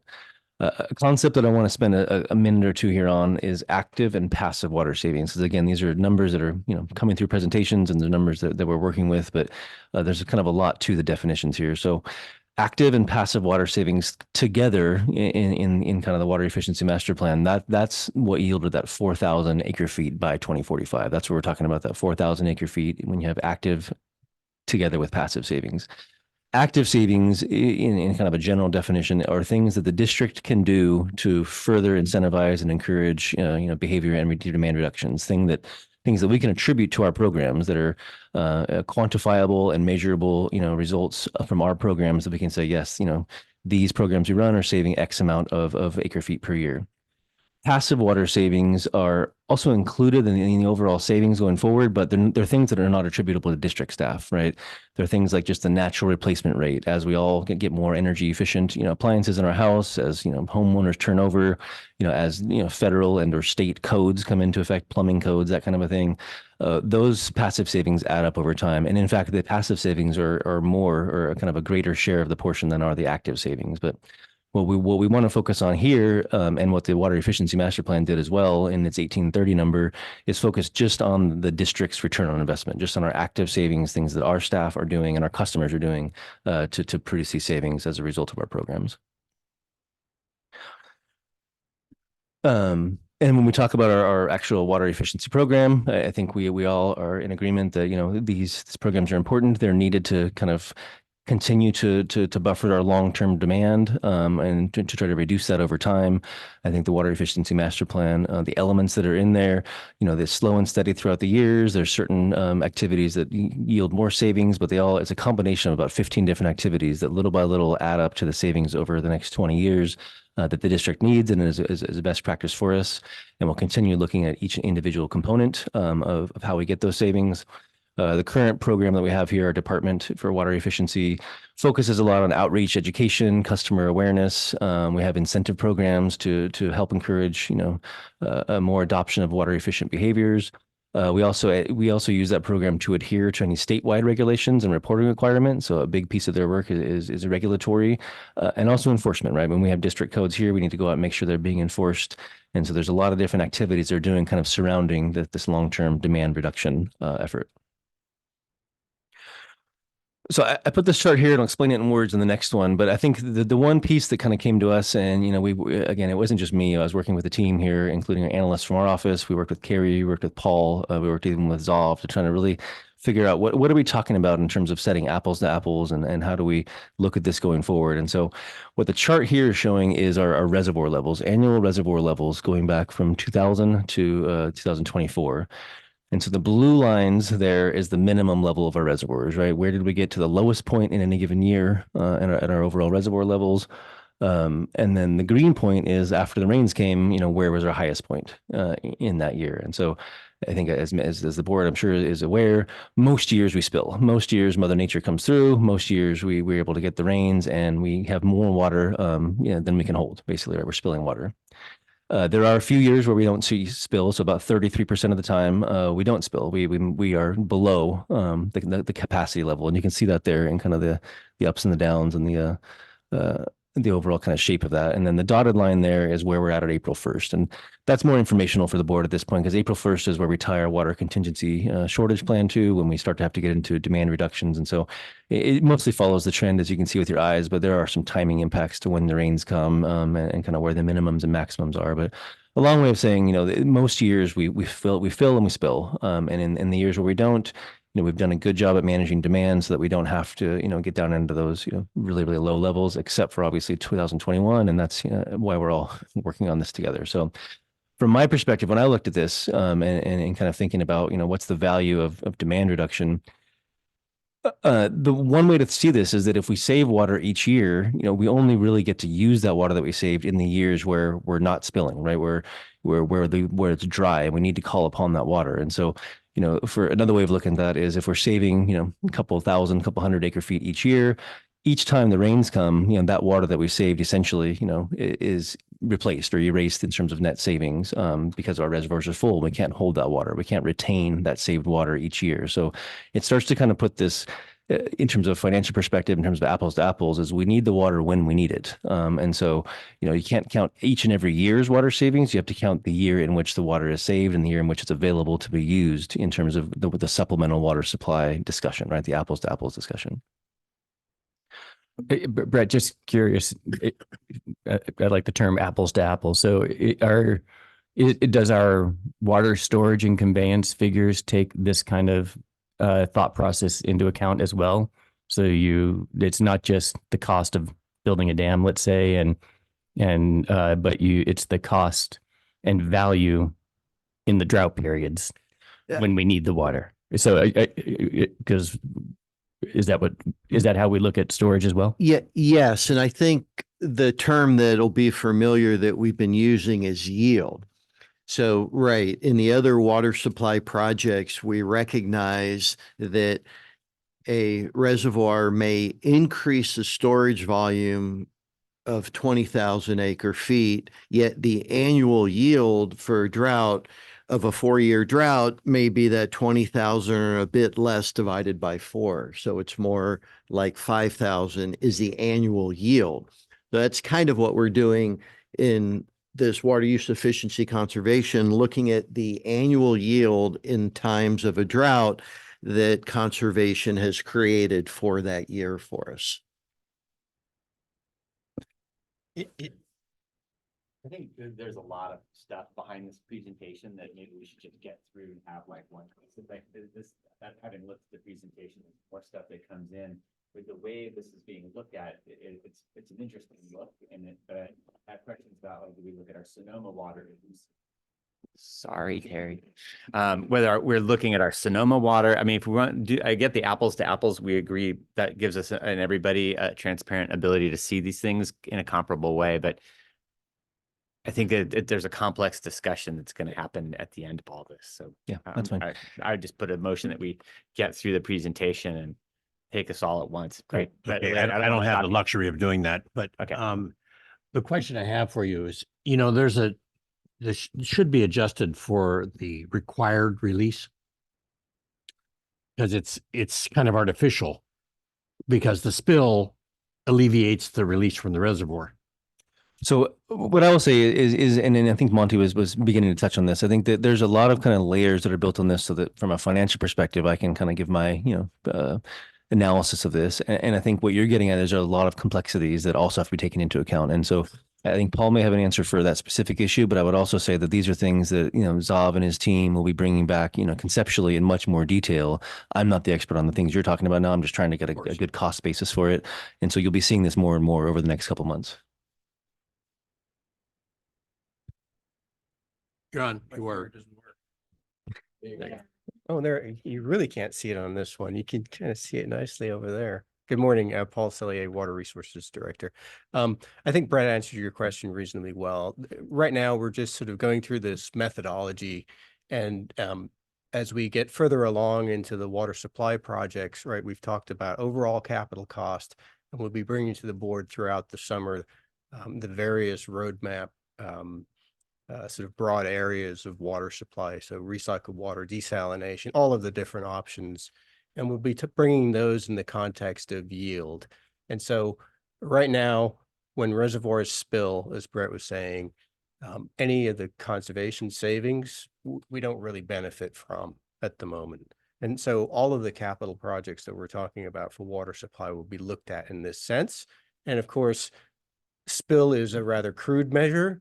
And you're right, Director Russell, we can and will refine it in terms of using the model, recognizing, of course, that all of this is based on predictions. And the one thing we know about predictions is you can only really know whether they were right or wrong after the fact. So sort of looking backwards, we'll have much better understanding of what actual yields are. But on a comparative basis, looking forward, we'll use the same base set of assumptions regarding sort of beneficial yield of the water. The reason that I'm concerned is that I think you need to be very careful about, especially presentations, because this kind of thing adds fuel to the fire for those who want to increase reservoir storage. So it's not quite accurate, that just because it's spilling doesn't mean we wouldn't benefit from that release anyway. So I think it needs to be adjusted. So this is right. These are very significant issues we're talking about. So I want to make sure staff understands. So you're suggesting certainly accurate that there's an environmental benefit often to the spill. So we should capture that as we talk about spills, that it's not wasted water. And what we really mean is, in terms of our water supply and our analysis, we aren't counting it. And the core real issue in today's presentation is you can't accumulate and retain savings from conservation year to year and use it during a drought. And in fact, it's very similar to a reservoir. So the fact that you had storage here for 10 years doesn't really matter. It's really what matters during a drought. How much available water do you have to supplement that time of shortage? So that's really what this is about. But we should think about and not look at spill as a waste necessarily. 'Cause there Monty, is a quick comment. benefit. Did you want to say something? Yeah, this is probably where I just want to get through the presentation because I also we're you know, we just had a presentation on insurance. You know, we want to have, we're not talking about how do we meet our daily, our average yearly needs, because on an average year, we're in okay shape. We're talking about basically drought water, which is the most expensive and complicated, and understanding, you know, conservation is reliable in a way that surface storage has limitations. You know, the number of years before you know, there's only so much storage, there's only so much yield, there's also evaporation over time and so forth. So like, I just want to make sure, like, I get that we're trying to, again, create an apples to apples comparison. It's just going to get complicated, I think, pretty fast. So I have a feeling it's not going to, I don't think we're going to get to the end of this one and be like, oh, we all get it. Yeah, I think I'll just questions. Just confirming that your calculations that you've showed us for water storage augmentation is looking at the cost per acre foot with this in mind. Yes. Which is what, okay, so with That's- yield that's in what- the drought scenarios. Yeah. Right now, we've showed you whole scale capital costs for Yeah. construction of projects, and those need to be broken down using yield into the cost per acre foots that we'll get to. in Okay, this great. presentation. Okay, thanks. I'll Yep. undo what I just said. I would just try to get through, which is just a quick question. It's like, I get what we're exploring and it's thoughtful, and I want to appreciate that. But I also want to recognize we're not the only water district that wrestles with these exact same considerations. Are we doing a methodology that is standard practice around considering conservation? I just want to, like, are we inventing a new perspective, which is fine? We can be It's a very innovators, good but question, It and is. it's really good. I love asking good. The $1,800 figure is generally the consistent methodology in the world of conservation to look at the effectiveness of conservation relative to other conservation activities. Typically, conservation isn't looked at in this way as a water supply project in an apples to apples. So this is somewhat novel. And the reason it's not is generally folks are looking at water supply projects that, well, it's complicated, and I don't want to get into kind of the philosophy of water conservation and the relative risks of that versus hard infrastructure, but that's kind of where this leads. But bottom line is, no, this is a somewhat novel look at how do you really compare conservation to large capital alternatives. Typically, folks don't do that comparison. I think I know from past discussions on the board this has been a topic that has come up, but I can't help but thinking also that other water boards are at the bottom and at the end of the day are asking how do they most effectively use their dollars to generate yield. So while I know that there's a cultural and maybe a philosophical way of holding apart conservation separate from water supply, I also think there's a lot of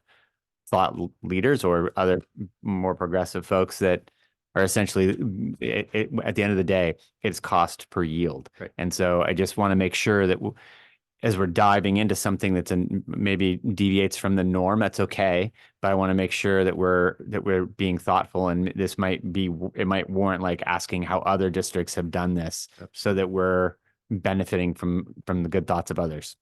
So why don't we get through the presentation? We're not going to be able to get into detail with all of our questions. We have a lot to review. I'd love each board member to have a comment and guidance for the staff going forward after that, and then revisit this because there's a lot of detail and it's all new.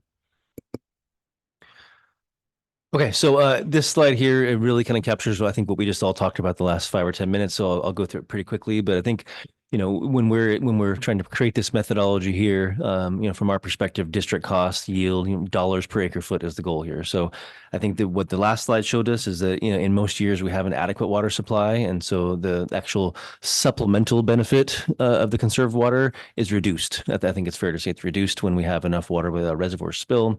We can't really retain or store water efficiency benefits for future years.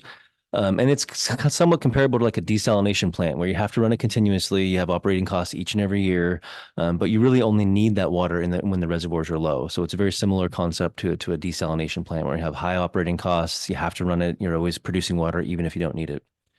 We also want to recognize all of the ongoing program costs over time that contribute to kind of having the water when you need it. And so, you know, similar to, you know, high capital costs up front or kind of, you know, a mix of capital and operations. With conservation, it's really all operations. So it's kind of the other side of that spectrum. So you just have to add up all the operational costs over time for the life of the project in this case, and to be able to kind of create the yield calculations around that. What I will say is within this, there is a tangible benefit to our conservation programs, and that is that when we don't use as much water each year, we're actually saving on the marginal end of producing water. So we don't have to produce as much. And so we save chemicals, we save electricity, and also we may not have to purchase as much from Sonoma. And it's a little bit tricky on that one, but the idea there is, you know, we do have a minimum take or pay. So you can't always count on the fact that we can save purchases from Sonoma, but in some years that will hold true, right? And in some of those years where we are on the drier end, we may have wanted to pump up our purchases, and then in that case, the tangible benefit is we didn't have to do that as much because of conservation. So, in the numbers I'm going to be showing you, I've already taken away that I've computed a net cost, which is the cost of all of our programs, you know, minus the offsetting kind of gains that we had by not having to purchase or produce water. Water efficiency, as we talked about, the yield is there when there is a water shortage.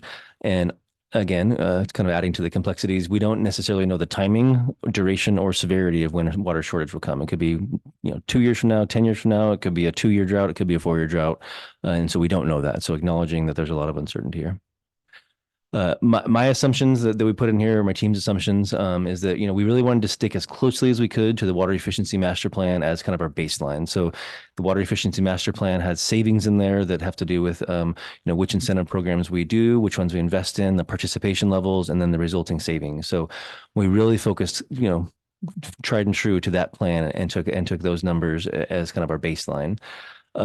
We calculated an avoided water cost. That's what I just told you when we don't produce or purchase water of $878 per acre foot. And that's kind of this blended weighted mix of our two production facilities plus the purchase water from Sonoma. So we also assume that to grow by about 5% per year as chemicals, electricity, and Sonoma rates are typically a little bit above inflation. For our own internal expenses, we're assuming just a 3% inflator for staff time and for other costs. And we have an interest rate of 2.75 we're putting in here to discount it all back to today's dollars. So we're really trying to make sure we're, you know, to say it at least one more time, to make sure we're getting apples to apples and really kind of looking at the right amount of dollars in the right way. What I will talk about here, and you'll see on my next slide, is that I have 3 different ways I want to look at the cost of the program.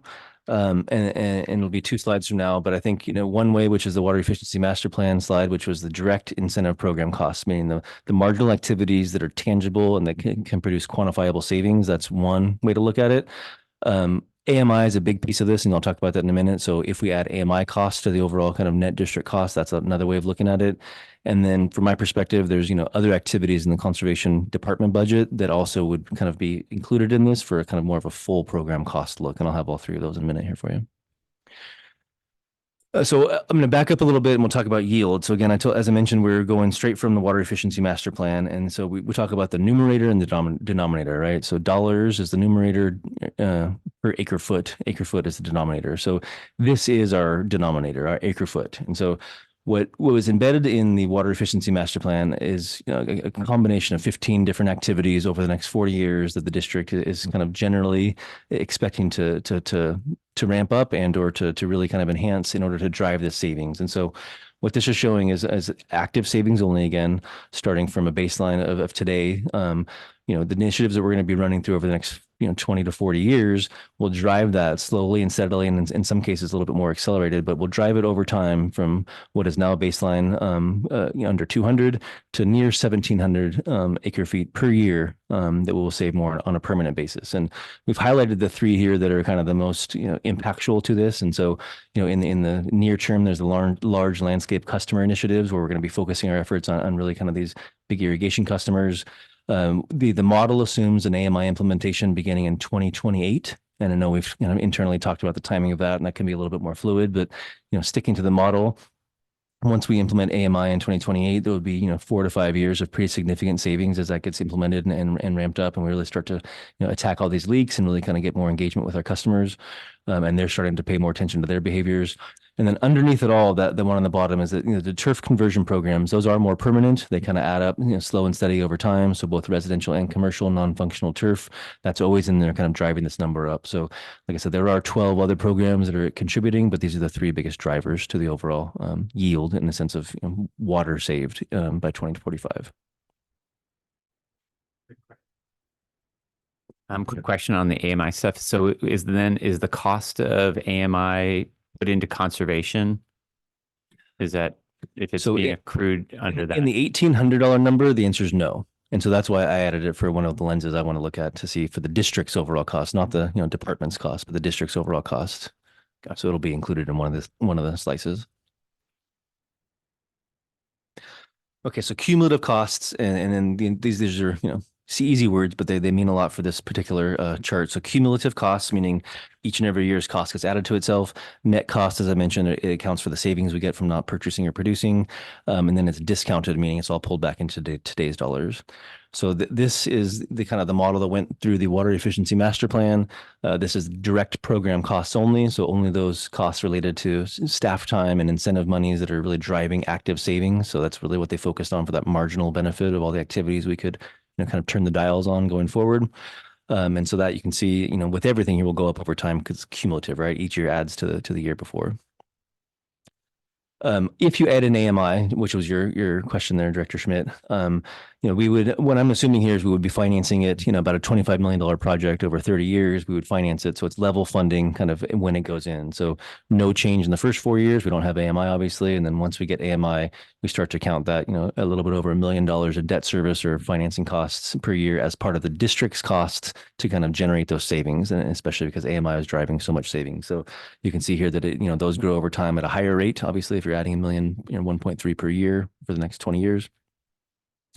And then the third way that I thought was good to look at it from a district cost perspective is the full program. And what I mean here is that when the direct activities that the conservation department does is about 60, maybe 65% of their overall budget, because they do other activities, right? We have enforcement, we have regulatory, we have activities that just don't necessarily produce quantifiable savings. For example, school outreach or kind of doing some of those kind of more goodwill activities that those are helping, we know, over time, but they're not generating a quantifiable savings. And so from my perspective, from finance, that's still a cost of the program. And so if I'm looking at net cost over time, the same way I would for other water supply projects, I need to take all of the costs together and really kind of have a good look for what's the district, the burden on the district. So those are the three lines that I'm going to look at as kind of the baseline water efficiency, marginal activities, then add AMI, and then what if we just look at the full cost over time, and they have different trajectories, as you can see. So basically what I've just showed you is, I'll go back here again, 1, 2, 3. This is kind of where we get our yield from, the actual, acre feet. That's the bottom of the fraction. These are the three costs. This is the top, dollars per. And if you put those together, you just divide them up one by one for each and every year, relatively straightforward. It comes up looking like this. So again, the three slices are the direct program costs. And those, this is dollars per acre foot. And I'll step back 1 second here. This is in any given year, right? Because like I said, we don't know when we get a drought, right? So it could be 3 years from now, it could be 10 years from now. Whenever that 1 year is that we get the drought and we have to call upon the savings from water efficiency, that would be the cost in that year. So, this isn't every year, but, pick a point, pick a year that you think, or any model will show you that we have a drought. And this would be, one of my perspectives on the cost, to kind of get those savings in that year. And you can see it ranges in the short term in the 10,000 per acre foot range, and it increases over time as you accumulate costs over 20 years to be near $25,000 per acre foot. If we also consider AMI to be part of this, right, that's that second kind of light blue line there. Same first 4 years, right? Obviously, it's the same cost measure. And then once you start adding the 1.3 million in debt service on the top of that, each and every given point in each and every year in the future would be more. It would, start off closer to 15,000 per acre foot and gets up there towards the back end, closer to $40,000 an acre foot. So again, that's, any given year that we have a drought, that would be kind of the backward looking computation of our costs.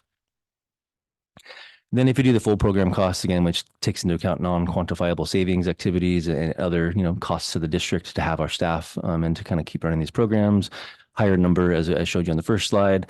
And it really kind of starts to become a higher number here in the out years as you accumulate, we get closer almost near $50,000 an acre foot in 20 years, right, in 2045. So these are the three ways that I would look at kind of any one given year, how much it costs us to kind of achieve those savings through water conservation. Now, this is a lot, it's a lot in the eyes. It's, which should I look at? Which year should I look at? I don't know. So what I did next is I said, well, what if we took an average, right? Simplify it, linear average, it's all today's dollars. So linear average works well. And those are the three kind of, over the next 20 years, this is about, kind of a simple average of what that would be. So $17,000 to $30,000, depending how we want to look at it. And then I think that the last frame we looked at this was, well, this is just for a 1 year drought, right? And we talked about how the savings you kind of accumulate and the net demand reduction becomes water available. And so, if you have a 2 year drought or a 3 year drought, you get more benefit because you have much more, each year savings there, and you have only a little change in the cumulative costs because you've already accumulated sunk costs for 20 years per se.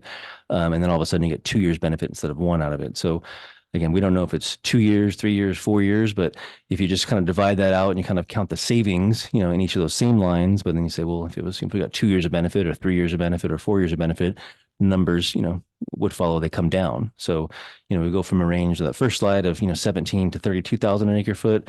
And if you have a 4 year drought, conservation becomes a much more cost effective, way of generating yield.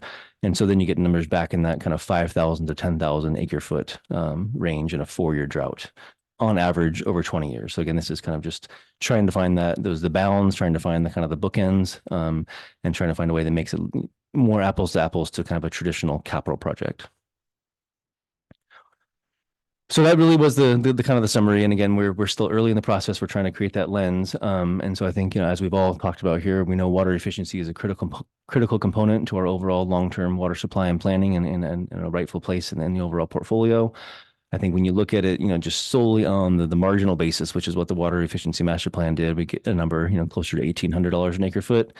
But when we kind of back up and try to make it into an apples to apples and make it into, a traditional kind of capital project cost with operating costs in between, the average cost of our program in a 1 year drought would be between 17,000 an acre foot and 32,000 an acre foot.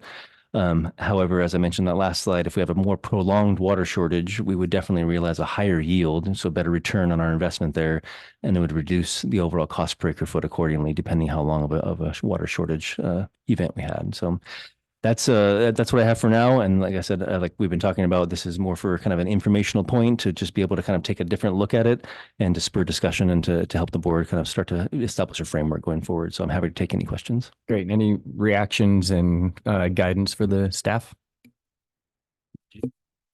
Thanks a lot, Brett and staff. I really appreciate this effort to be very thoughtful and transparent on these costs.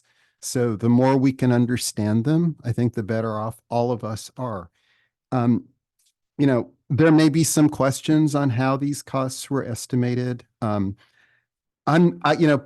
I'm not so keen to keep poking on the elements of the methodology. I'm not sure that it's going to change the overall figures all that much.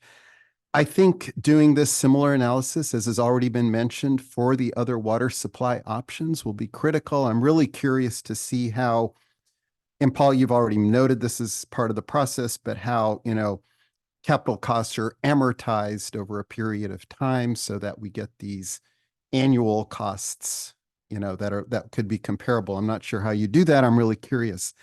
But from my perspective, I'm trying to think about how this information might or might not influence decisions when it comes to water supply.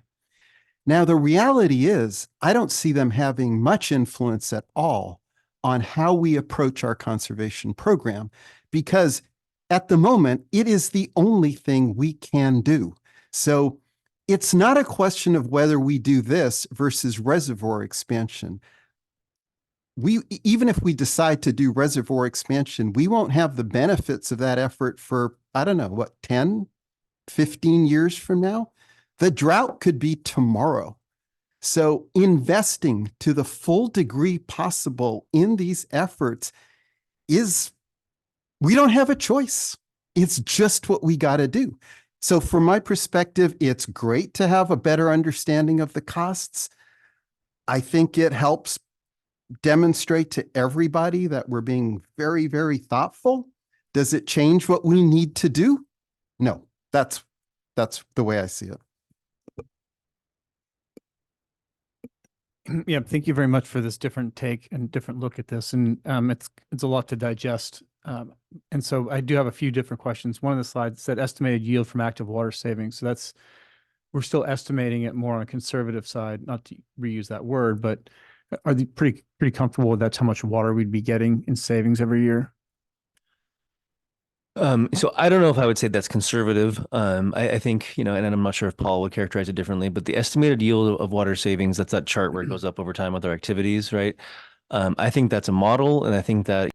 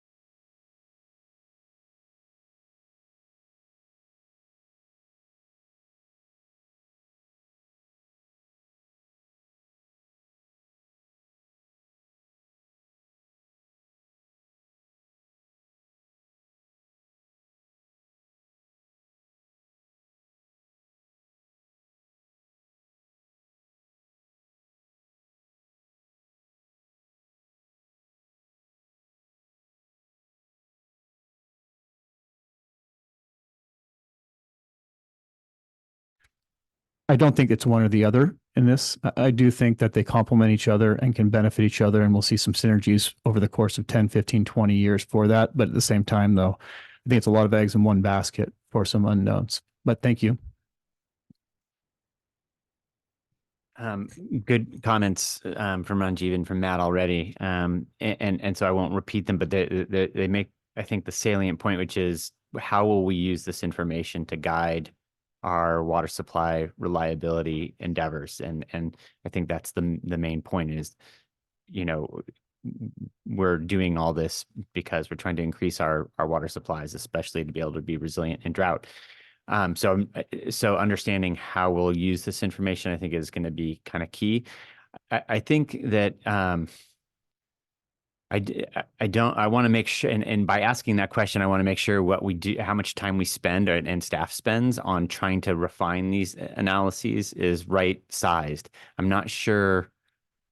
I have some questions. I have like a long list of things I've been gathering as like questions I have about the methodology, and I don't know if that's useful in the sense of will it change things. I do think we have to be really careful about we've tried to do an analysis that's different than the standard, and there's some pretty significant differences between estimates, and it kind of brings into the question of like, well, which one is right? And I think it really depends. I wish we could have maybe talked about developing this analysis in advance so that we could make sure that we're creating an apples to apples comparison before running all the time and energy that it took to do the analyses. And, I just want to say that, conservation and efficiency is something that we do for a variety of reasons. One is it's what we can do right now. Two, it's something that I think is our customers expect us to do. And so we do it in part for it's part of what our customers want. Another thing is that it does, I think, outreach and education and engagement with our community that we would need to do otherwise. So I think we're putting some burdens on top of conservation that we would do otherwise. I think AMI, you could make a complete, a modernization argument aside from conservation efficiency on that. So how much of the cost should it be attributed? And so again, I have a lot of questions about how we're loading the rate, so to speak. But I'm not sure that it's at the end of the day is going to change how we approach this. So I think we need to give some thought to whether there's how much time and energy should go into refining this going forward. Thanks. On the one hand, I agree. On the other hand, it's such a stark change in how we've looked at this. You just showed us a 10x increase in the cost of this program that I would imagine the public would deserve an answer that is real. And I think it's confusing to me. So some ideas to think about as we decide whether to go forward. The incremental benefit of an acre of turf conversion, how much would that cost if Adrian sends out a note and we get people to do that work? I don't think that's $20,000 an acre foot.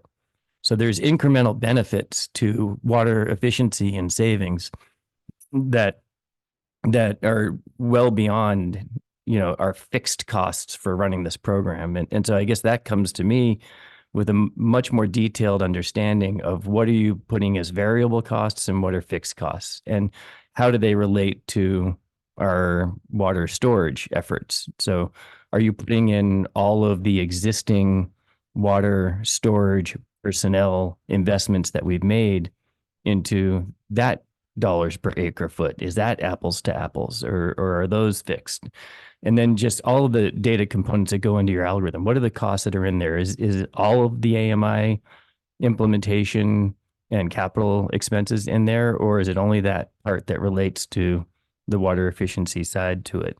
And sensitivities to the costs of each of those costs. Like if we were to move the dial up or down on personnel or investments or marketing, how might those impact the model? And then lastly, there's a teaser on two really, really important water efficiency efforts on the large landscape customer initiative. And I'd love to at our next water efficiency presentation, maybe this all will go into the master plan and that's the time to do it. To just see some detail about that. And Phil Sauter's been talking about it for a while. I know we've been talking about it for a while, but that looks to me like the biggest movement on the curve. And then similar on AMI, I know we're hiring a program manager, which is great. I am a little bummed that it's now 4 years out, and I think that's a little longer than we had projected. So just a better understanding of the timing, the rollout, and any hindrances to get there. But I love the fact that we're putting a new analytical lens on that. I love the fact that we have your energy on this, Brett, to help work as a team to figure this out. And so I'm super into the data. So I'll take any bits that you feel like forwarding. Thank you for doing this. And any public comment? Yes, we have two, Mr. Phil Sauter and then Ed Jameson. Thanks for the presentation. It's good to get assumptions down in writing as to foster discussion, as we've just seen among board members. I think 67% is a spill rate over 16 years is overstatement. If our reservoir spilled every day of the 16 years, 67% would be accurate. But if the reservoir spilled only 30 days in each of those 16 years, the overall average would be closer to 5%. I don't know if a 5% spill rate is acceptable or not. Whether humans capture 100% or leave 5% extra for the creeks doesn't set off any major alarms for me. I did get confused, as others have, by some of the costs per acre foot numbers. When conservation started out with a cost per acre foot of 1830, it seemed on the high side of other studies I've seen, but not completely out of range. But later in the presentation, when it ended up at $32,000 per acre foot under 1-year drought assumptions, I wondered how we could be different by a factor of 20 from what other conservation practitioners have found. That's almost 9 cents a gallon. If 32,000 an acre foot turns out to be the case, then I don't understand why conservation would still be as attractive as stated in the presentation. It seems conservation would always end up at the bottom of the pile when compared with other supply options. Even looking at direct program costs only, along with a 4-year drought assumption, our conservation costs would be more than double what others are finding. In trying to make sense of the sliding cost of conservation, depending on whether we need it because of drought or don't need it because of adequate rain, I wondered if the same kind of analysis should be applied to other potential sources of supply. For example, what would be the cost per acre foot of an expanded Suluhuli reservoir if we drew water from it only once every 4 years? I'm a believer in apples to apples comparisons that can provide clarity when choosing among alternatives, but I get fuzzier when I see $32,000 apples. If conservation really is a critical component of the district's long-term water supply planning, as stated in the summary, I think it would be good to understand why our apples are so much more expensive than the apples other folks are buying. Finally, I think good conservation is bankable. Most every lawn we convert stays converted. If we save 4 million gallons from turf conversion by 2030, it stays saved in 2031 and beyond, and means we can get through a longer drought. Thanks. Thank you. Mr. Jameson, please. Thanks. This was a thoughtfully fascinating presentation, but I agree with President Kush that this approach may be more useful for evaluating other major alternative water supply opportunities than for the conservation programs. Regarding the cost calcs for 1, 2, 3, and 4-year droughts, our challenge is to survive a 4-year drought. For simplicity, perhaps future calculations could be done for a 4-year drought beginning 10 years from now and 20 years from now for each program, including customer costs. In the slides presented, the district's overall costs for active programs were estimated at $1,830 per acre foot annually.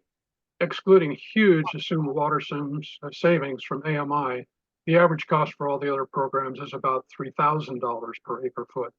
But the overall program average cost is meaningless when we get to the individual programs. The estimated cost to the district for the CAT program is about $14,000 per acre foot, rain barrels $9,000, and $5,000 per acre foot for laundry to landscape. The turf removal, irrigation controller, and possibly flume and AMI programs make sense. Other programs do not. And before approving a new custom rebate program for commercial customers, the board should be given estimated acre foot costs based upon experience elsewhere. An ordinance requiring the use of recycled water for new homes landscaping may make sense where Purple Pipe is available. Importantly, in today's slides, I don't see any mention of the customer costs, which for laundry to landscape is $21,000 per acre foot or $26,000 in total. And if only 1 in 5 customers forced to install L2L actually uses it, the total cost is more like $100,000 an acre foot. The board needs to be shown the total cost for each program and the near zero post-drought participation rates for several programs. There were only 17 laundry to landscape installs under the mandatory gray water ordinance last fiscal year. So we're talking tiny water savings at absurd costs inflicted on a very few affected people here. The gray water ordinance has been ineffective in accomplishing anything worthwhile.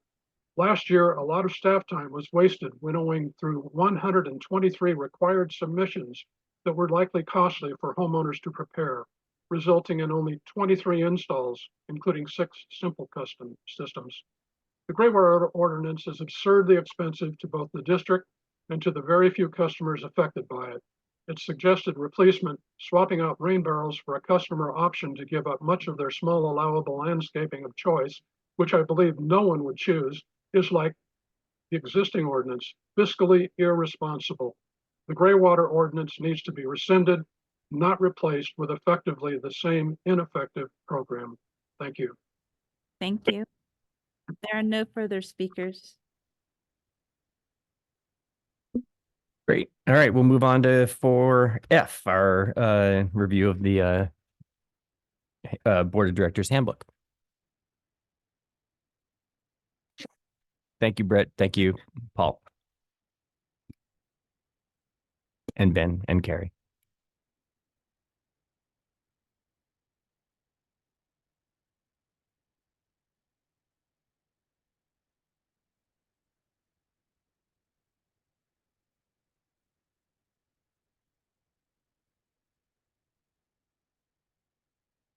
Good morning, Chair Smith and directors. I will be very brief today because I did sense that this agenda would be quite full. So this is really just a kickoff of our review of the board handbook that's been earlier promised. So the purpose and goals for today is just an introduction of the board handbook, a look at the proposed review and revision process, a quick peek at the areas that we're going to be looking at for potential updates, and then some next steps. So the board handbook was first adopted in 2021. So before that, there was no compilation of guidance for the directors or for the district as a whole. So that was a significant, I think, step forward in effort.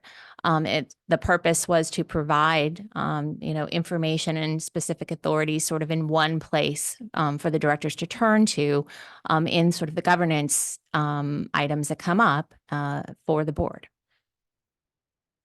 So again, just compiling legal requirements, other procedures and policy that govern how the board operates and directs the work of the district.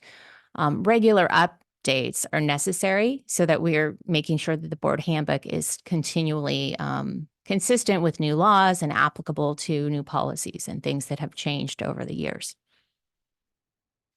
So our proposed review and revision process, legal staff will be reviewing each section of the board handbook with the board in a series of upcoming finance and administration committee meetings. So we're going to break it down. It is a bit dense in places. And so in order to kind of capture attention, we'll break it into pieces, and then we'll be reviewing sections at a time, and we'll be identifying with the board necessary areas for revision, including changes in the law, such as the Brown Act, teleconferencing changes that we recently have experienced, alignment with the district's current mission and vision as identified in the updated 5-year strategic plan, and then other policy updates. So we did make, beginning of last year, some changes to district code regarding elections of officers following an election in an election year. And, we also may look at the committee appointments in an election year and sort of update some of those logistical items that could be important as we go through our election process. We will provide an opportunity for the board to ask questions and provide input into the board handbook. And then we would review any proposed revisions with the board. So next steps, and this is as a kickoff, will give each of you an opportunity to review your board handbook and to kind of look ahead to what's coming and identify questions and issues that you may have. But we'll be bringing, as I said, a breakdown of each of these sections to future meetings. We'll then look at potential changes and discuss, incorporations of revisions to different sections of the board handbook, with the goal ultimately to bring back a complete revised handbook to a regular board meeting for adoption. And I would expect that would happen in the fall of this year. With that, if there are questions about this process and kickoff, I'm happy to answer them. Questions? Sounds good. Thank you. Just same thing. This is good housekeeping. We've already been making progress. Let's keep it going. I happen to get excited about process, so thank you for this. And hopefully we'll set ourselves up for, years to come. So you touched on my just one question. So hopefully we'll have this done by the fall is the goal. And so there'll be interim steps in meetings in the board. Correct. I mean, it is I'm starting to look at with Jared, how do we want to break this down and present it in bite-sized pieces? Since it is a little bit dense, we'll be doing that. But the goal is to have it fully revised in front of the board for our action before the election cycle really happens. Great. And so I'm being asked to have a motion to refer this to the board. Is that correct? Do you need a motion here? No, Okay, I we didn't do think so. not. Okay, It's just all right. an information item kickoff. We will be coming back to future Finance and Administration Committee meetings. Any public comment? There are none. Great. Thank you, Molly. Okay, upcoming meetings. The next Finance and Administration Committee meeting is Thursday, June 27th. Okay, terrific. With that said, we are adjourned. Thank you very much, everyone.